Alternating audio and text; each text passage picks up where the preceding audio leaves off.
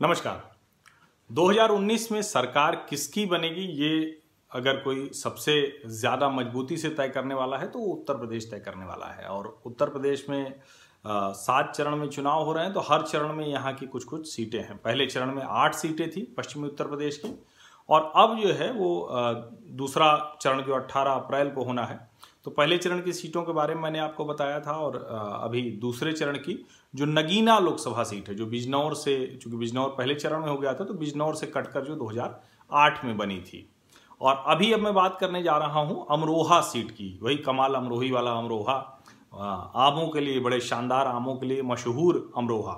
तो अब उसकी बात मैं करने जा रहा हूं। और अमरोहा ये भी उत्तर प्रदेश की उन सीटों में से है जहां मुसलमान, दलित और जाट, ये तीनों अगर एक साथ मिल जाएं तब तो वो अजेय हो जाते हैं। लेकिन सवाल वही है कि ये तीनों किन परिस्थितियों में एक होते रहे हैं और अब क्या स्थितियां हैं।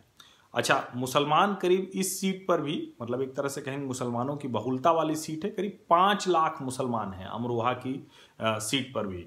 और इसके अलावा अगर एक इनका है और दूसरा अगर दलित और जाट इनको मिला दें तो ये भी मिलकर करीब करीब इतने ही हो जाते हैं। यानी जो बड़ी संख्या है इस सीट पर वो इन्हीं लोगों की है। और इसके बाद जो है तो गुर्जर और कश्यप मतदाता, वो भी करीब 1-1 लाख के आसपास हैं। तो कुल मिला के ये एक है जो सोशल इक्वेशन है, और जो जिसको हम कहते हैं कि कैसे किसी पार्टी का वोट बैंक होगा, कैसे कौन सी पार्टी आगे बढ़ेगी। तो अमरोहा को अगर आप समझना चाहते हैं तो कुछ ऐसा राजनीतिक सामाजिक समीकरण है। और यहाँ पर जो स्थिति है, तो एक और बात कही जाती है, जहाँ जब कल्याण सिंह भारतीय जनता पार्टी के बड़े नेता बने तो पश्चिमी उत्तर प्रदेश की जिन सीटों पर लोध मतदाताओं का बड़ा प्रभाव था, और जिसकी वजह से तो यहाँ लोध भी करीब 1 लाख के आसपास है। और माना जाता है कि वो कल्याण सिंह के साथ ही भारतीय जनता पार्टी की तरफ आए और अभी भाजपा के पक्के वोटर बन गए हैं। तो लोध मतदाताओं का भी बड़ा प्रभाव इस सीट पर है।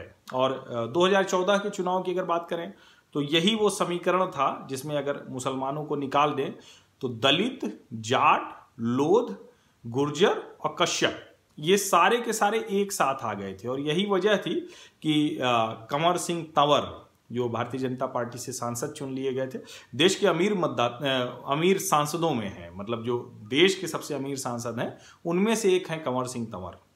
अब जाहिर है इतने अमीर सांसद को क्यों पार्टी हटाती, तो फिर से वो यहाँ चुनाव मैदान में हैं। और वो पिछले कहें कि 2014 का जो चुनाव था लोकसभा का, उसमें 1,58,000 से ज़्यादा मतों से जीते थे। और चूंकि तब क्या था कि तब स्थितियां थोड़ी अलग थी, समाजवादी पार्टी भी थी, बहुजन समाज पार्टी भी थी। अभी क्या है कि वो गठबंधन एक हो गया है, समाजवादी पार्टी, बहुजन समाज पार्टी और राष्ट्रीय लोकदल। और बसपा ने किसको यहाँ से चुनाव लड़ाया है? इस बार चुनाव लड़ाया है कुंवर दानिश अली। कुंवर दानिश अली वही हैं जब कर्नाटक की सरकार बन रही थी तो बार बार वो दिखते थे, क्योंकि कांग्रेस और जनता दल सेकुलर, यानी वहाँ जो HD कुमारस्वामी की सरकार बनी है तो उसको बनवाने में उनकी बड़ी भूमिका बताई जाती है। बसपा के साथ पहले गठजोड़ कराया था और बाद में जब सरकार बननी हुई तो कांग्रेस के साथ सरकार बनवा दी।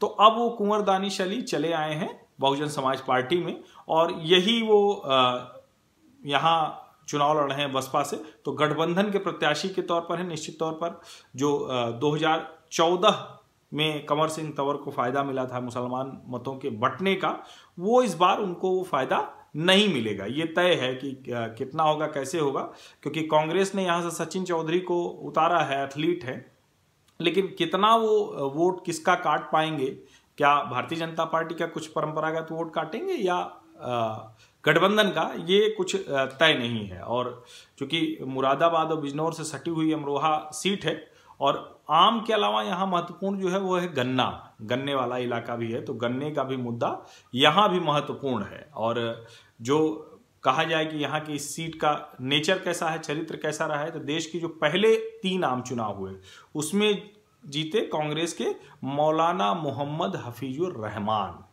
लेकिन 3 चुनाव के बाद कौन जीता ये आपको सुनकर आश्चर्य होगा।